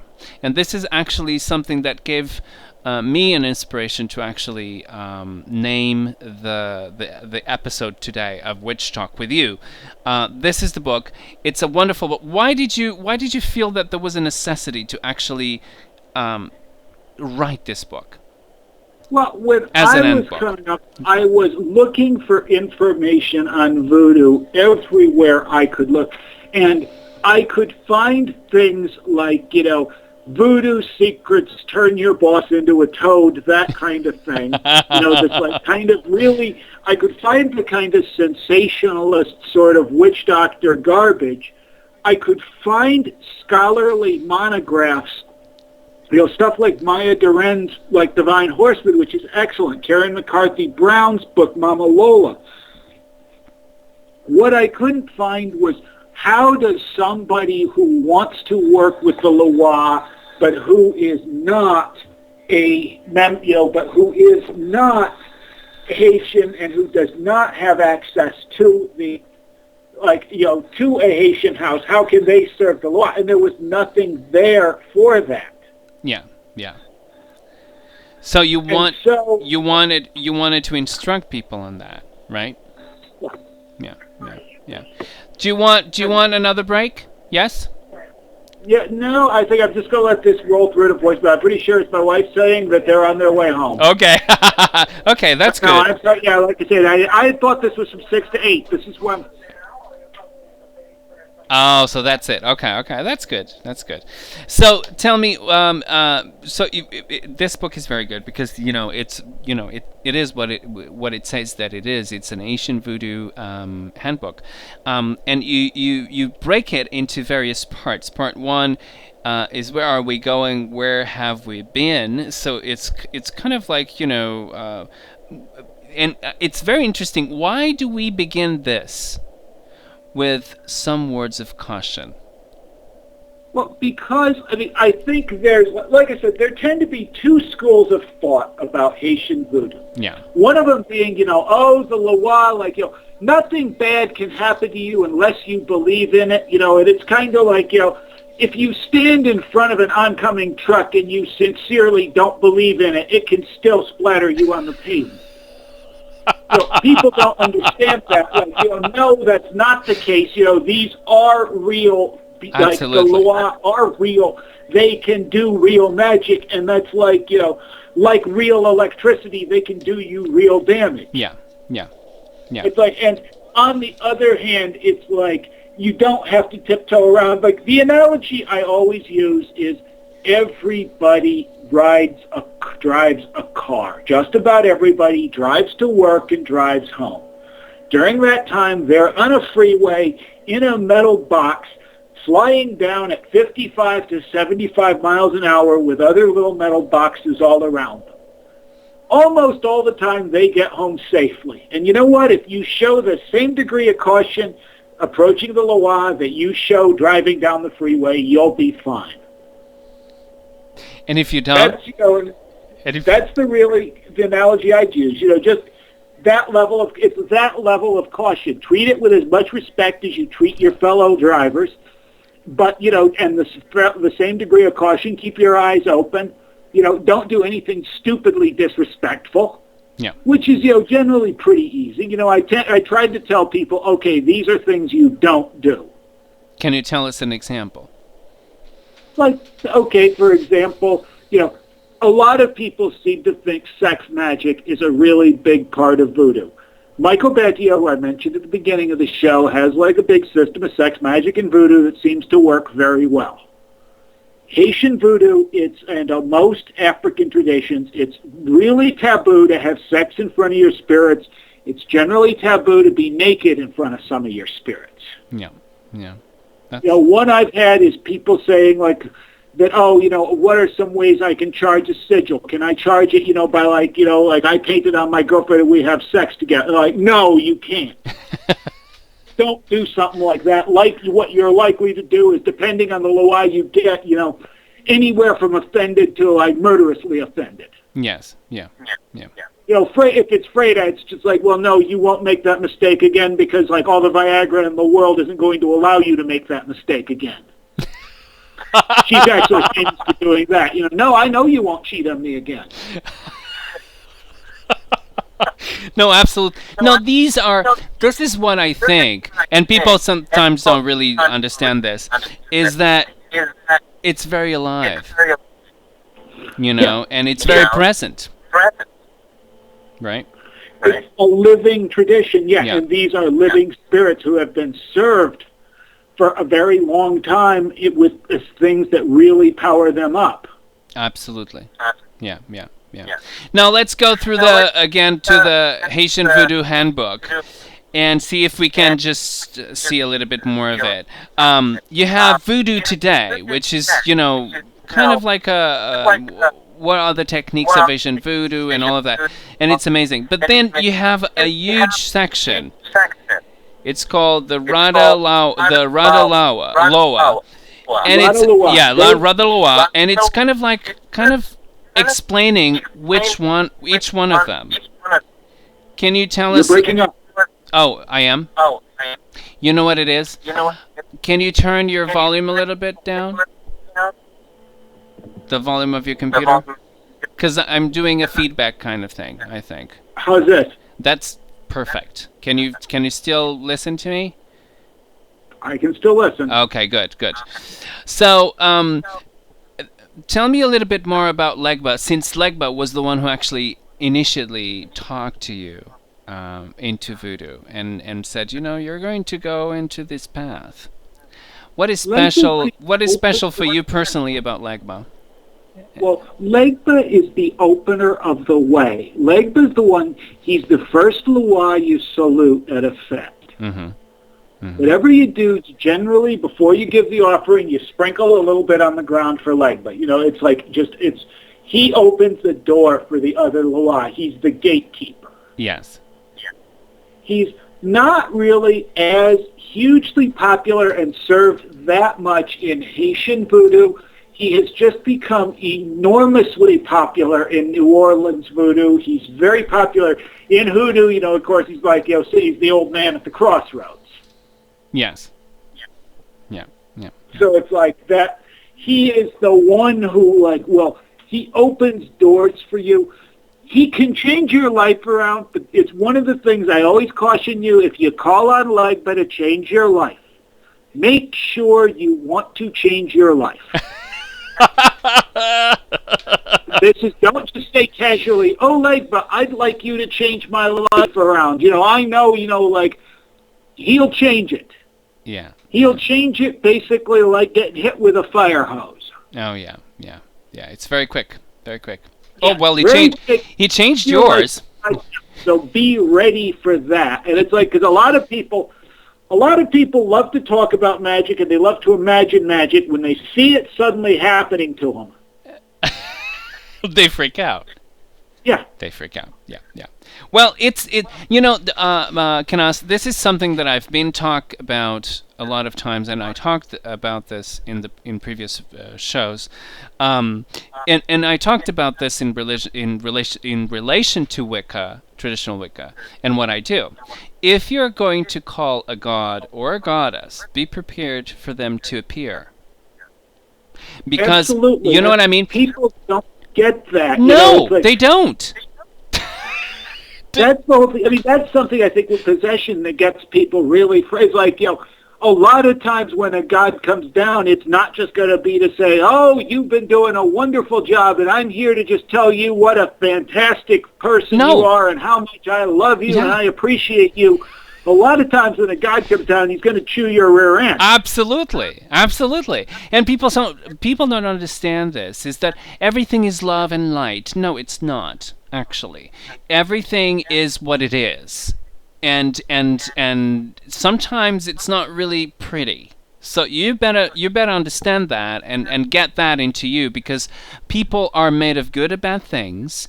Human beings are made of good and bad things. The world around you is good and bad things, and that's how it is. And the gods reflect that also. So, or the spirits, So it's basically it. Otherwise, we will have just a unidimensional deity, which is kind of boring. Saying sonde la miroir, you sound the mirror, you look in the mirror, the loa are on the other side of the mirror, and that's a very profound and very important observation. I mean, absolutely. It's like the Hermetics say, as above, so below. I mean, the gods are the other side of the mirror. You don't like what you see of the Haitian gods. It's like, well, you're looking back at yourself. Exactly. You just don't like it because they're reflecting stuff you don't want to see. Absolutely. How true is that? That's amazing. Now, this is a wonderful book. Now, what would you say for people in relation to this book, meaning that why would they buy it? Or who would be the buyer of this book? I've found a lot of people, I've had a surprising and a very gratifying number of Haitian Americans who have bought this book and said, well, I like this book a lot. I felt you did a good job of helping me understand the Loa. I knew a lot about them. I feel like you helped me, really inspire me to get closer to them. Absolutely. And that, is just really gratifying. I think a lot of people who are, sincerely interested in serving the spirits. Not, again, I know there's a tendency of there's Sax Wicca, there's Celtic Wicca, there's Norse Wicca. I was thinking, there's Haitian Wicca, which is going to be, here's the goddess, we call you Erzoli Freda, here are the god, we call you Ogu, Azaka, Baron Sam, it's like... Yeah. And it's I think people who really want something more than that, who want to understand the culture and approach it respectfully and maybe approach, its spirits and its protectors reverently. And I wanted to give people a way to do that. It's is it better to learn Haitian Voodoo from from a working house where you directly experience it? Absolutely. But I don't think everybody who's interested in voodoo is going to be capable of doing that. It's just I don't think it's realistic to ask them to. Absolutely. Now, tell me one thing, and now that we are talking about this, we're going to talk about other stuff, also other books that you have here, wonderful books. You say on the back of the book, there is a text that says, people think about, that until recently, Asian practice of voodoo was often identified with devil worship, dark curses, and superstition. Now, let's talk about the darkest aspect. Well, there is. You talked about the wonderful thing about cures. You said, healing, and we mentioned that. And we mentioned also, you mentioned it, that there is no threefold law. It's an indigenous, religion. It doesn't really go there. What about what people would think? Why would you? What is your intake as a practitioner of getting work done? Meaning that if someone steals something from you, would you take any measures? Would you contact the LOA and say, you know what, I want that back? Yeah, I've done things like that. I generally would ask the LOA to look after my stuff so people didn't steal it in the first place. Yeah. Most voodoo tends to be more defensive than offensive. Yes. People tend to focus a lot more on they tend to focus much more on protecting themselves from curses, protecting themselves from bad luck, than giving it to other people. That being said, there are things, really some pretty hair-raising things you can do. The one I've seen, I think I mentioned this in a book, was you can baptize an image in somebody's name. It can be a candle, it can be a poppet, it can be, you can put their name on a holy card, whatever. You find a grave of somebody that died horribly, some burn victim who lingered for weeks, somebody who died of of a really painful and long-lasting cancer. You find that and you bury that person's image in that grave and you feed that grave. That person can start living that person's death every night. They can start showing the symptoms of what killed that person, and there's no medicine that can fix it. The problem is when you start doing things like this, when you start going to intranquil spirits, when you start going to a loa that can kill people and will act as your personal hitman, you're now indebted to a loa that will act as your personal hitman and that will kill people. Yeah. And that's so it's, you don't really need a threefold law. You think real carefully about doing this, because if you deal with these spirits, you're going to deal like this spirit might decide, I liked that. You're going to feed me every year. Yeah. And then you don't have a choice. Nobody really got me mad this year. Well, that's too bad. I'm going to take your mother. Exactly. Yeah. Yeah, there's, it's like when you're dealing with stuff, you can do a lot of the things, the big, evil, spooky curses. Yes, there are ways to do them. Stop and think about what you're calling on to do those curses and be sure you want to work with it. That's amazing. It's very good answer for what I have to say. Now, let's talk about, this is Haitian Vodou Handbook, everyone. A wonderful book if you want to. Now, this doesn't pertain clergy. So we're talking about just people that are devotees, right? So these are the practices that, how can you, worship the Loa without being a priest, or, without engaging yourself into any kind of priesthood of voodoo, right? One thing I would correct, and this is just a little thing, it's in voodoo, the belief is that you serve the Loa. Voodoo is technically monotheistic in that there's somebody named Bon Dieu or Grand Maître, the great master, who created this universe. I mean, Bon Dieu is le grand mystère, the big mystery. Nobody knows much about who created this universe. In his image, in their image, he created the male and female. He created them. We don't know very much about Bon Dieu. We're probably not capable of knowing it, but he created, les anges, les saints, et les mystères, the angels, the saints, and the mysteries, and the Loa to help us. Yes. They're basically seen as, protectors and helpers. They're much wiser than we are. They're more powerful than we are, but they're not gods. And that actually tends to be the case in most of the African traditions, too. They tend to say that there was, Odulamare is what they call one of them, there's a creator god that creates the universe and then in deist fashion just leaves it to run on its own. Yes. Yeah.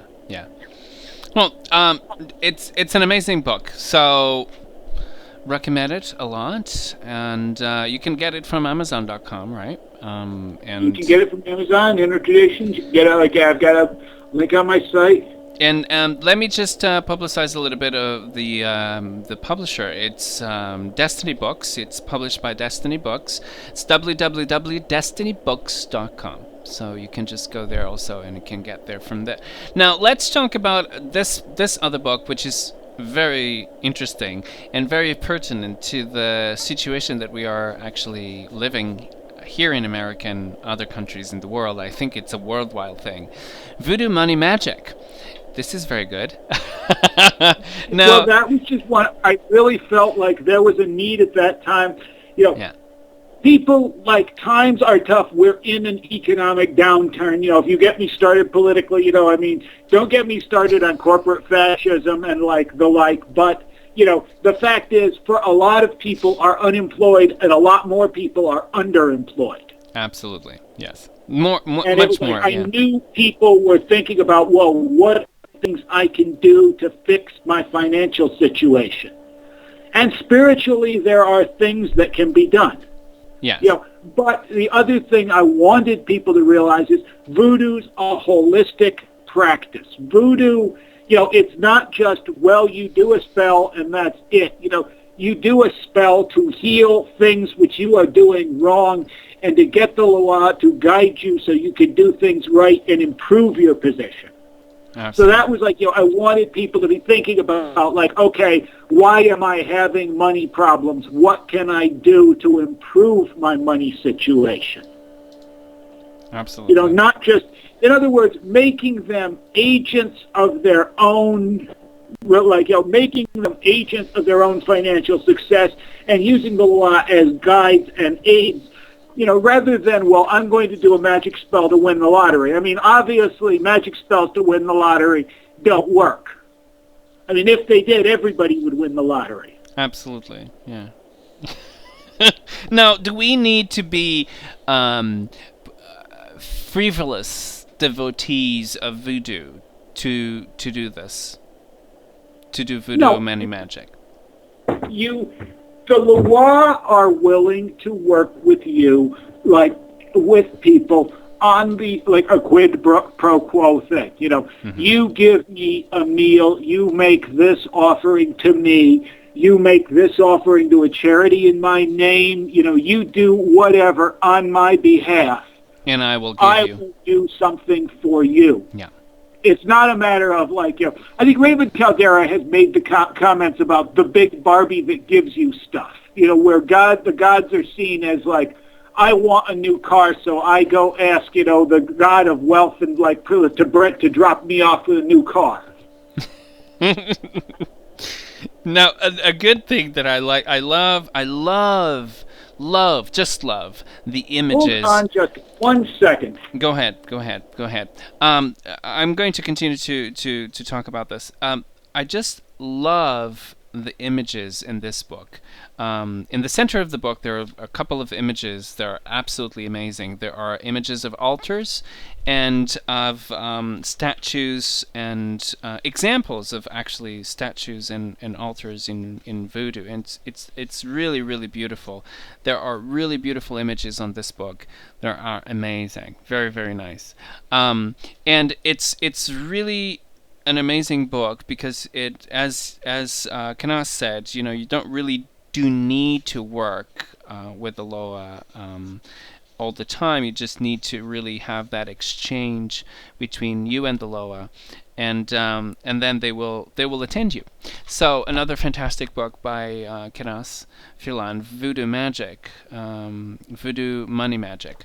A wonderful book called The Way to Prosperity Through the Blessing of the Loa. So it's wonderful. It's a really good book. So let's go again and see how you can contact us on Witch Talk, and we'll be right back. Okay, here we go. Great. Go. So, you want to know how to keep in touch with everything Witch Talk?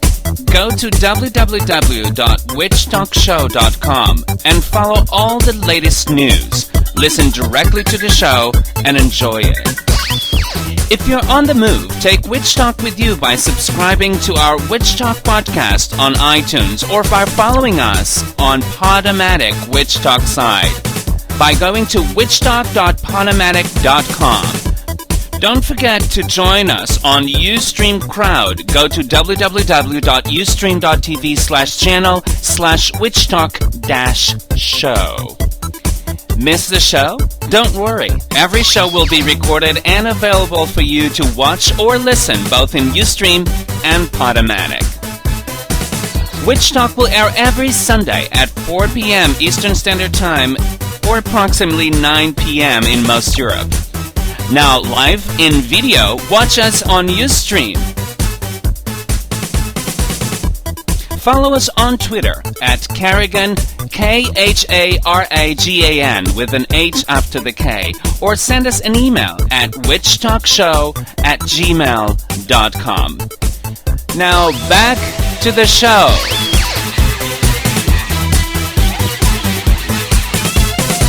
Back to the show it is. We are interviewing, or having a conversation, as I should say, with Kenaz Filan, the author of Voodoo Money Magic and many, many other books, Haitian Vodou Handbook and The Power of the Poppy, which we're going to talk about next, and Drawing Down the Spirits, along with Raven Caldera. Now, what about The Power of the Poppy, which is something that you wrote, but it's kind of a controversial kind of thing. Actually, you have a blog about those this, and it's very interesting. It's called. Let me see if I can say if I can find it. Opiate shamanism, and let me just show people opiate shamanism. Here we go. So what really? So this is called The Power of the Poppy, Harnessing Nature's Most Dangerous Plant Ally. Tell me, why did you wrote this, and what was why did you feel that it was necessary to talk about this? Well, I see a lot of interest in plant allies. I see a lot of interest in entheogens. And I thought it was interesting. People don't really understand that Papaver somniferum, the opium poppy, was used in religious and shamanic ceremonies, and they don't understand, how important this plant is, to our daily lives. I mean, most of our painkillers are based directly or indirectly off structures which were created, by the opium poppy, or which are derived from chemicals made by the opium poppy. Yes. So that was and I wanted to talk more about the relationship between the shaman and the plant ally, or more precisely, between the culture and the plant ally. Yeah. Which is, again, I find a lot of neo-shamans have the idea that, these plants are just kind of like benevolent green old sensais that are just sitting back here waiting to dispense wisdom to us. And no, the plant generally wants something out of you in exchange for what you get from it. And I think the opium poppy just shows that relationship so beautifully that it was a really something that I really wanted to use as that example. And so I wanted to talk about that. These are the good things you can get from opium. These are the cultures that have developed around opium and some of its other derivatives. This is the war on drugs that have fought against opium, and just talk about what all those things meant to our culture, because that's what a plant ally really means to a culture. It's not something isolated you get off an entheogen website. It's something that you work with every day. It's something that influences you, and it influences your people. Yes, yeah. Now, did you get any bad comments about this book?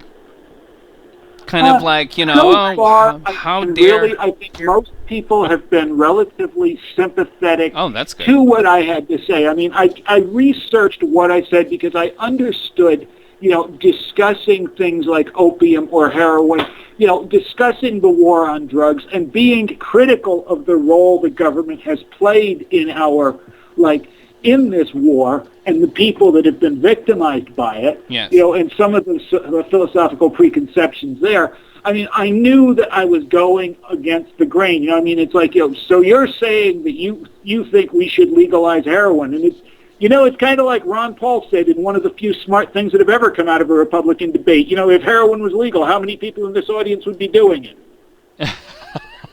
It's what would happen if all these drugs were legal? And it's what would happen is people would go down to get them at the store. You wouldn't have a black market where you'd have people shooting each other to get over them.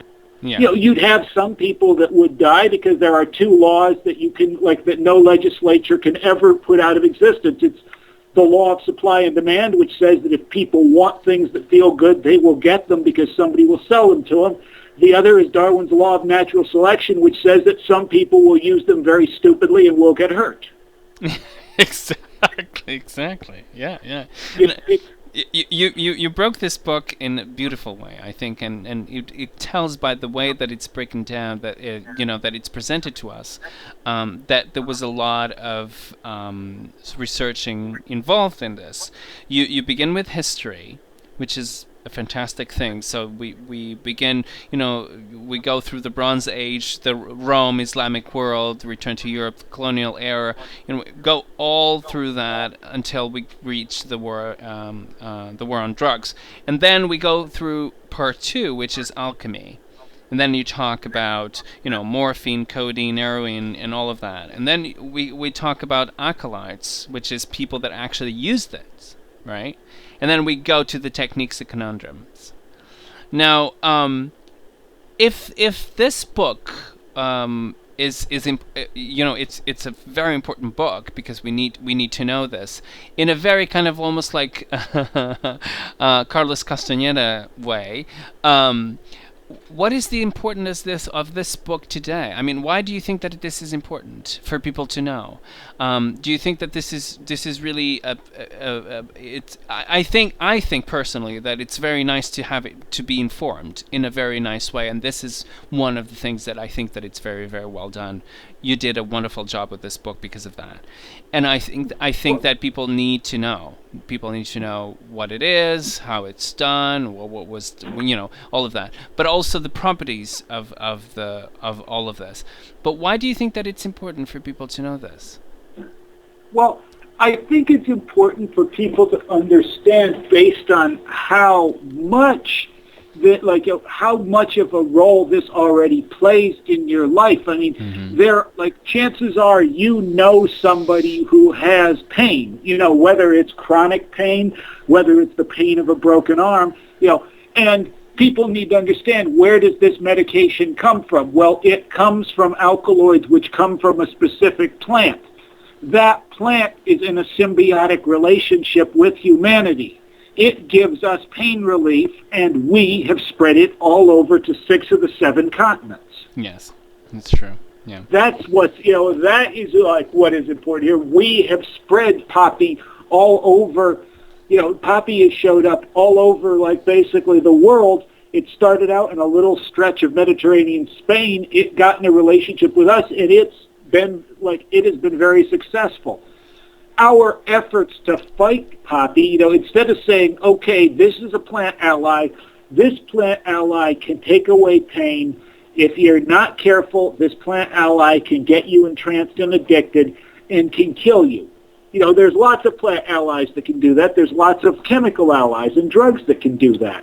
Why are these particular plants so specifically fought against? And it's I think it's important to understand that. There's this basic feeling that it feels good, so it must be evil.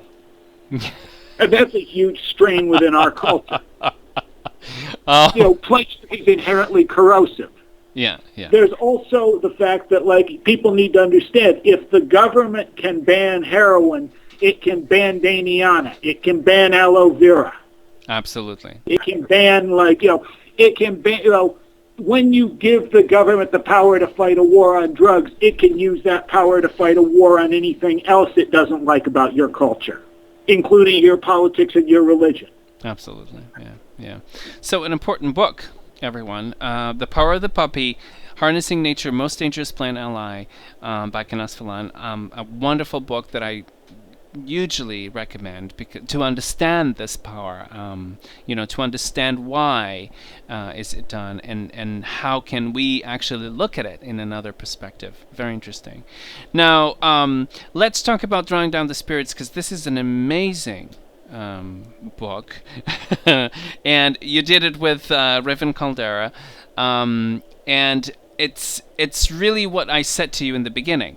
It's something that sometimes people don't really understand, are afraid of also, because there are, and I think that people are afraid in this case because they're out of control. They don't really control it.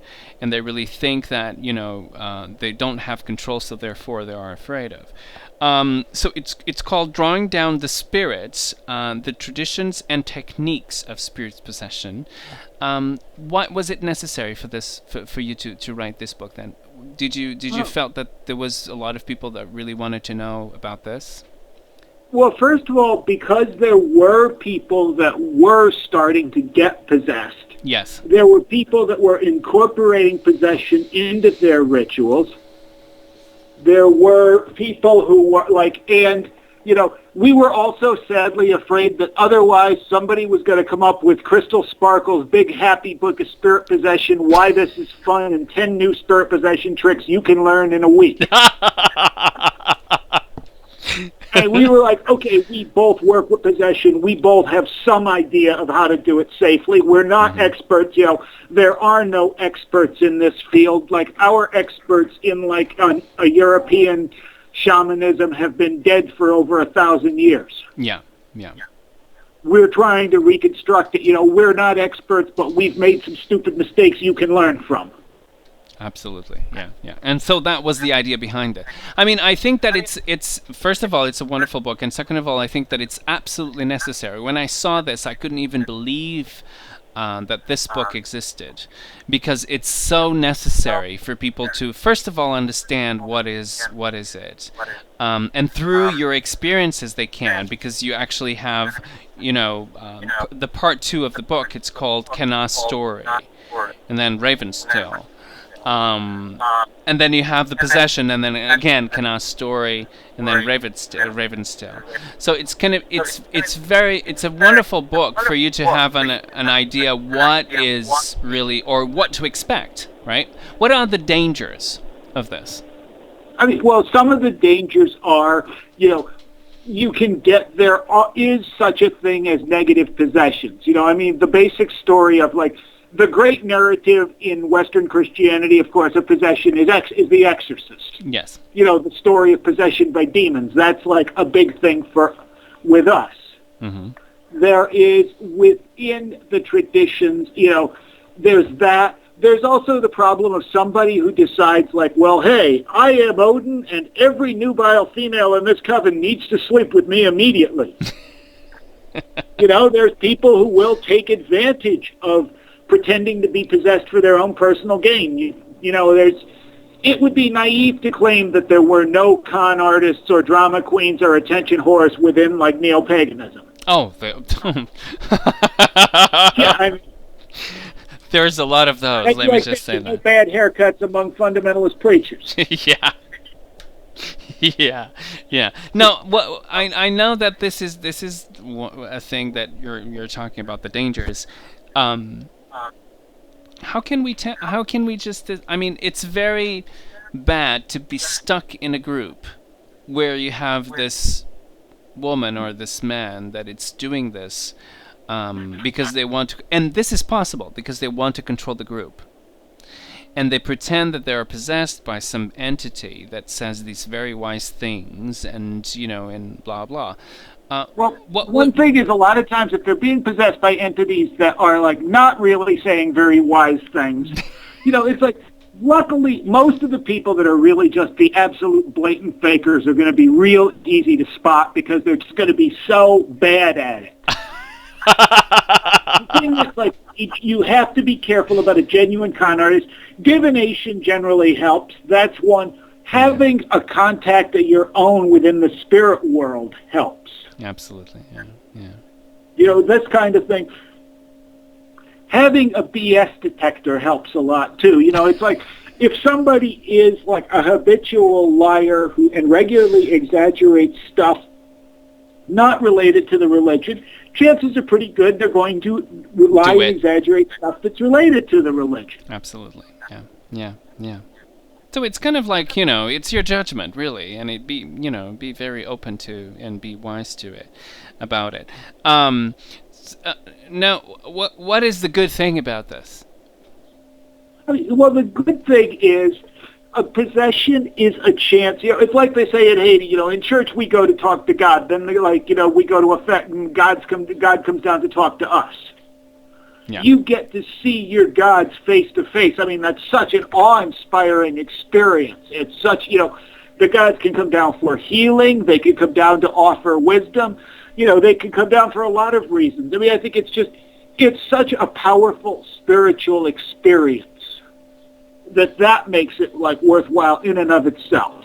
Absolutely, yeah. Again, but there are dangers to it, but there's dangers to everything. So, just, once again, use basic caution and you'll be okay. Absolutely.